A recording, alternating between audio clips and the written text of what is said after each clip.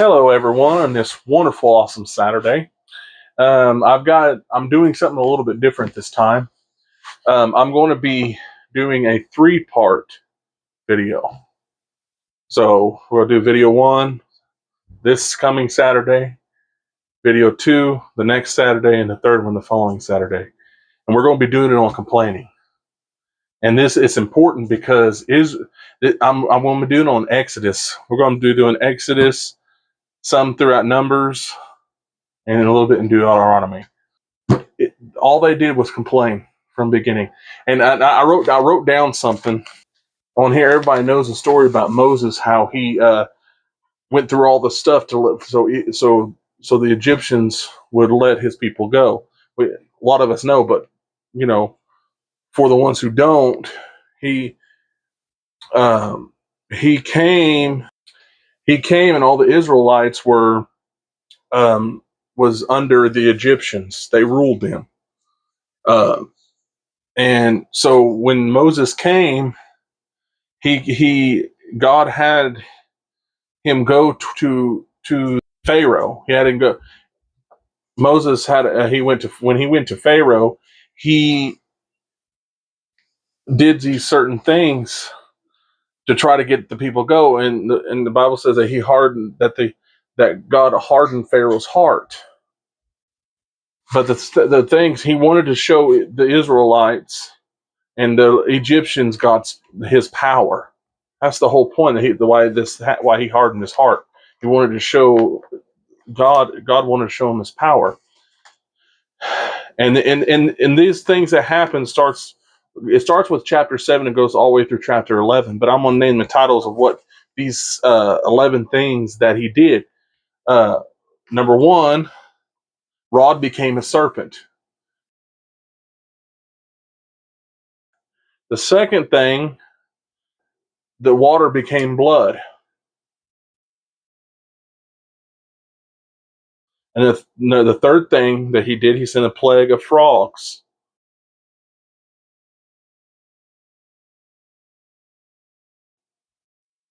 And then the fourth thing was a plague of lice. And the fifth thing was the swarm of flies. The sixth things were the death. The six things was the death of the Egyptian cattle. The seventh thing was the plague of boils and blains. 8 was the plague of hail and fire.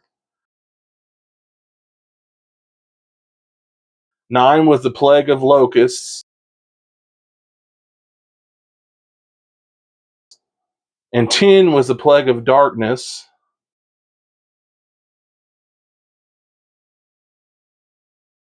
And the last one, but certainly not least, was the roughest, the killing of the firstborn,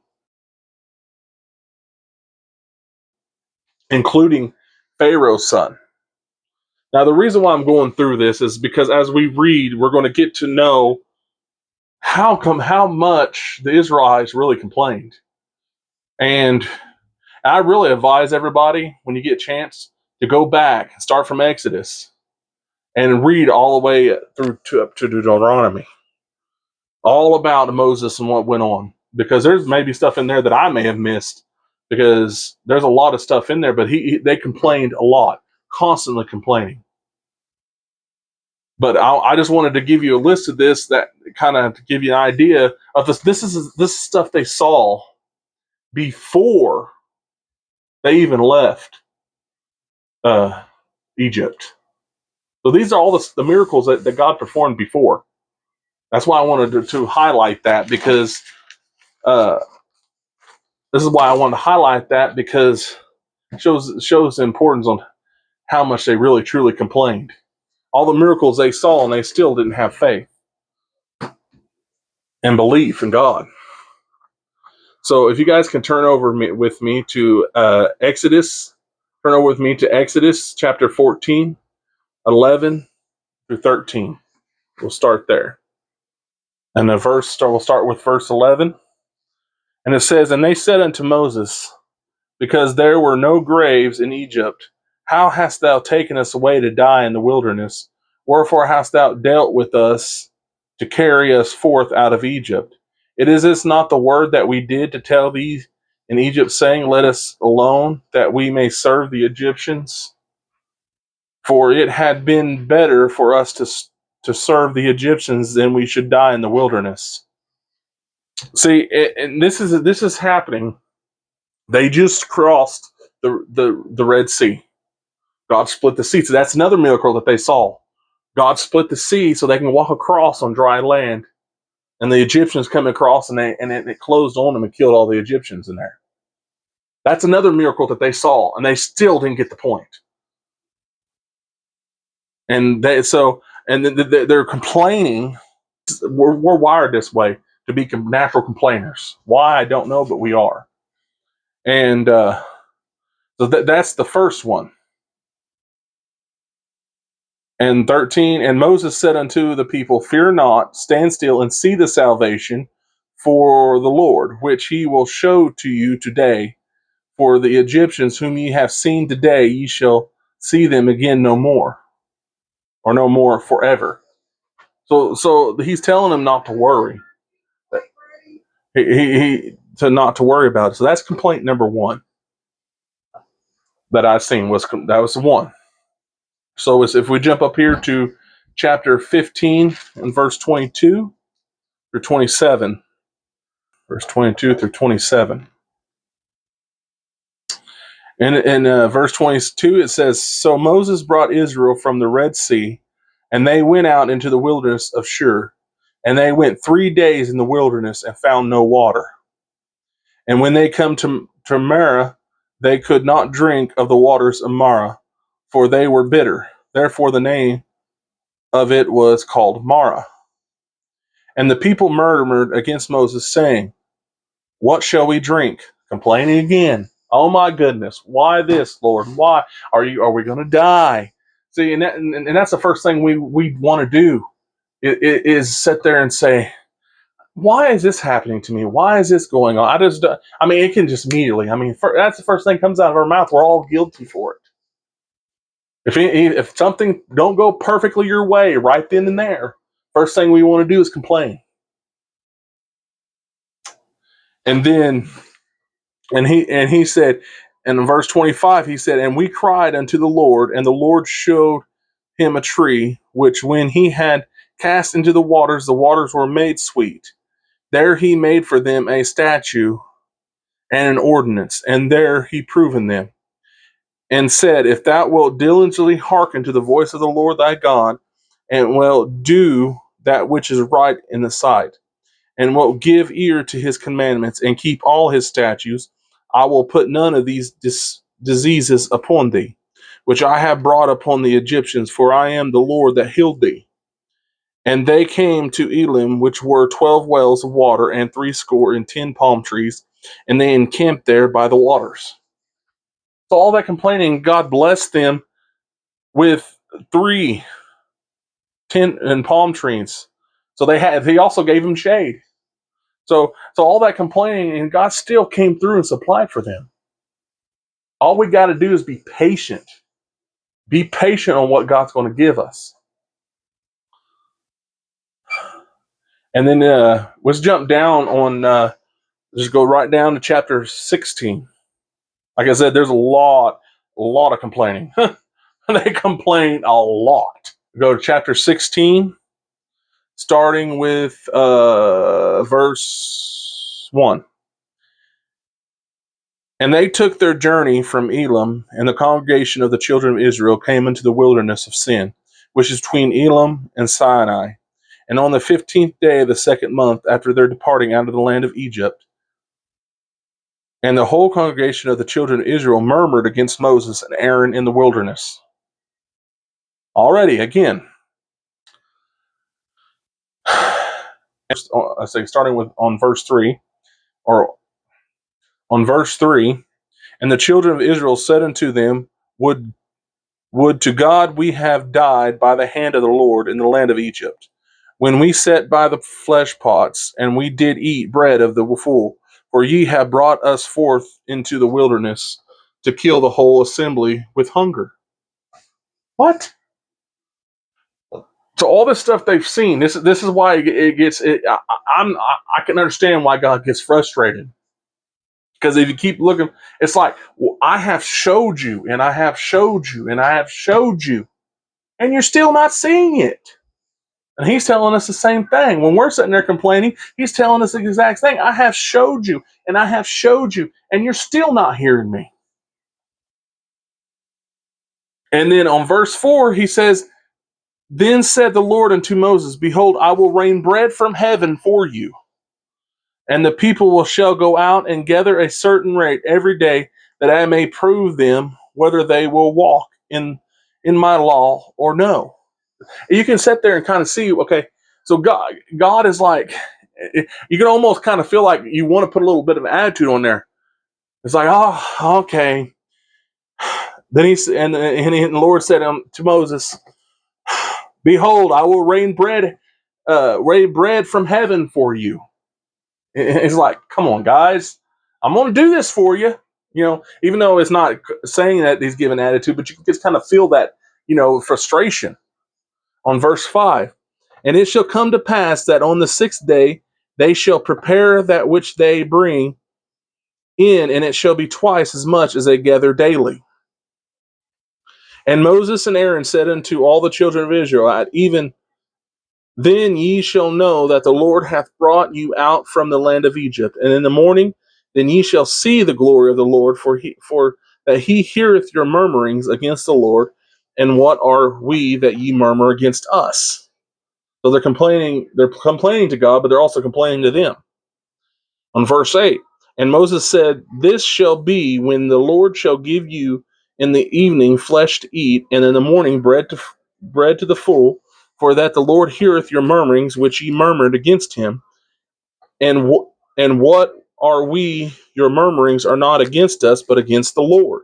See, when we complain, even when we're complaining to somebody, having concerns and complaining is different.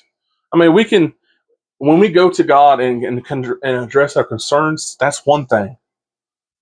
But when you are complaining constantly, for whatever the reason may be, and you're complaining, you're showing God that you don't have any faith, that you have no trust in Him, and we're all guilty of it. We constantly murmur and we complain about things that are happening in our life. We don't understand this. We don't understand that. God, why this? God, why that? I don't understand. Why are you doing this to me? Or you may be going to your wife or your husband or, your friend or whatever. And I just don't understand why these things are happening. Why is this doing this in my life? Why is it going this way? Everything's always going wrong. Why? We need to stop. As Christians, we need to stop. Because first of all, especially if you're doing it in public to people who are not saved, you're also showing the lack of faith to them. They may not know exactly about the Bible, but they know if we're weak, they know if something's not right. They know that. And on verse 10, it says, And it came to pass, as Aaron spake unto the whole congregation of the children of Israel, that they looked toward the wilderness, and behold, the glory of the Lord, and appeared in a cloud. And the Lord spake unto Moses, saying, I have heard the murmurings of the children of Israel. Speak unto them, saying, At even ye shall eat flesh, in the morning ye shall be filled with bread, and ye shall know that I am the Lord your God. And it came to pass that even at the quails came up and covered the camp, and in the morning the dew lay around about the host. And when the dew that lay was gone up, behold, upon the face of the wilderness, thereby a small round thing, as small as the host, hoar frost on the ground. And when the children of Israel saw it, they said one to another, It is manna, for they wist not what it was. And Moses said unto them, This is the bread which the Lord hath given you to eat. This is the thing which the Lord hath commanded. Gather of it every man according to his eating. An omer for every man according to the number of your persons. Take ye every man for them which are in the tents. Verse 17. And the children of Israel did so, and gathered some more, some less. And when they did meet it with all Omer, he that gathered much had nothing over, and he that gathered little had no lack. They gathered every man according. And Moses said, let no man leave it till the morning. Notwithstanding, they hearkened not unto Moses, but some of them left out until the morning, and in bread worms, and stank Moses, and Moses was wroth with them, which means he was angry with them. I mean, Moses literally told them not to leave anything left over because it's going to rot and it's going to stink and they're going to waste it. Did they listen? No. They ain't listening to God, so they definitely ain't going to listen to Moses. They're stubborn, and God gets angry with that because it's a stubbornness. Now, we all make mistakes. That's a different thing. But just willingly and diligently just not doing what you're supposed to be doing. And we all know what we're supposed to be doing, but we choose not to do it. We go on to verse 21, and they gathered it every morning, and every man according to his eating. And when the sun waxed hot, it melted. And it came to pass that on the 6th day they gathered twice as much bread, 2 omers for one man, and all the rulers of the congregation came and told Moses.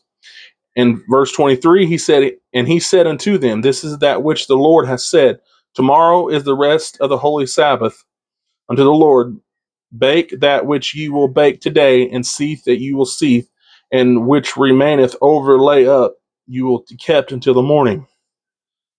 And they laid it up till the morning, as Moses bade, and did not stink, neither were there any worms. So even though they didn't leave anything out. They did the second time. They actually did what they were supposed to do. But then listen to this, though. This is another thing, because he told them not that there wasn't going to be anything on the Sabbath because that's the holy day. Listen what they do again. Some of them, not all of them, but in this case, not some of them did. And Moses said, eat that to the day, for today is a Sabbath unto the Lord. Today ye shall not find it in the field. 6 days ye shall gather it, but on the 7th day, which is a Sabbath, and in there shall be none. And it came to pass that there went out some of the people on the 7th day together, and they found none. And he literally just told them that there wasn't going to be none, but yet they still went out and did it anyway because they wanted to do what they want to do because they're stubborn. They know more. That's the attitude that Christians have nowadays. There's no sitting there saying there's no humbleness anymore. Well, I can do it better. I can do it. I can do it. It's all me. Me. I can do it. And see, and that's the attitude that goes on, that you think you're better than God if you're not careful.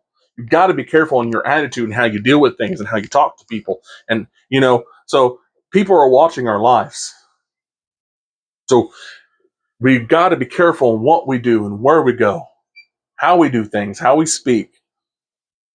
If you feel like complaining, sometimes it's better just shut your mouth and be quiet and not say anything so you won't be complaining. We're all guilty of it. We all got to work on it, but we can't be doing this. We don't want to be like the Israelites. And this is not the only occasion. There's also more other things that happen throughout the Bible where it shows their incompetence and their lack of faith, But we don't want to be like Israelites. And we got a lot more to go, and a lot more to read on, but it'll be on the next video. And just bear with me because it's going to be interesting. Please come back for the second one and the third one because you're going to get blessed, because this is going to open your eyes if you really pay attention and you read. If you go back and read up until chapter 16, if you can, or read as much as you can and kind of fill in all the gaps here. That way you can be ready for me, because I'm going to start next week on Exodus 17. So if you can read up to 17, or get as much as you can and kind of get more, you might even find more. You might even find more complaining that I may have missed, because there was a lot. But just read up, try to get caught up on it and see. It's interesting. The more you read, the more you get out, and you're like, my goodness, I don't want to be like that. We don't want to be like that. But I hope you guys have a wonderful Saturday. And even though next weekend will be Thanksgiving weekend and all that stuff, I'm still going to post a video. I'm still going to make one and post it. The next it's going like this is going to be a 3-part deal. And I hope you guys be blessed on this. It's something new that I'm trying. Also, I want to let you guys know it's in my bio on my page here. I've got a GoFundMe for because we're doing stuff for the homeless, and we're needing supplies and stuff and finances. The more that I can be blessed with, the more I can help people. And we're slowly getting stuff together. This is kind of a quick thing because December 20th is when we're planning on handing all this stuff out. So we haven't, so we're trying to get everything together. And also, I mean, I'm going to be doing stuff throughout the year too. So whatever money we get between now and then, and after that is going to be going towards more stuff. I'm going to do more things. This is not a one-time thing. I'm going to continue throughout the year doing stuff, giving to people, helping families, whatever God puts on my heart and whatever God wants us to go. But if you are interested in helping out with that, with the financial part, go to the GoFundMe, or you can also go to my Facebook page. I'll go to my Facebook under the same name, and you'll find out more information, because I'm not going to post a lot of information on here about that. This is just for the preaching and teaching. I just want to let you know on that. Like and subscribe. Well, if you like this, please subscribe, because I'm going to tell you, you're going to be blessed. And I'm getting better at this, and I'm getting more detailed in it, trying to learn more. You guys have a wonderful day.